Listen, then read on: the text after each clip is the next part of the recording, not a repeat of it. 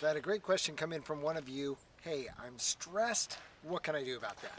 I decided to bring it here to the video because a lot of people are feeling that same stress, and whether it's stress over your grades, stress over your friendships, stress over your parents, always giving you a hard time, there's stress all over the place, and especially around middle school and high school.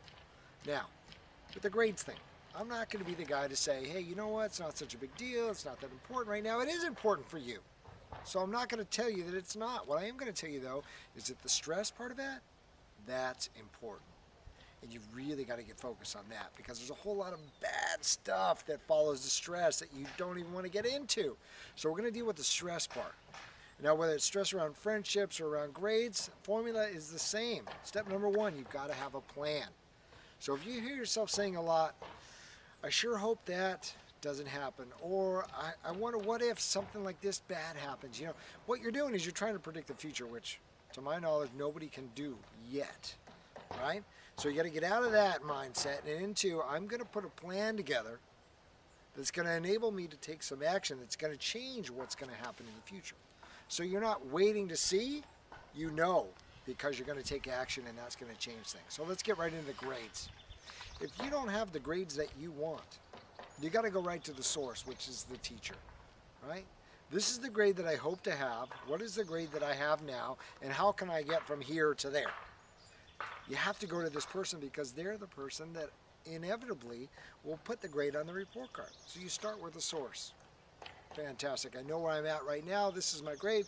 This is where I want to go. And the next question is, what can I do that would help my grade improve?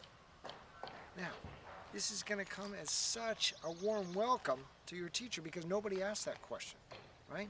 That you're going to get a ton of help.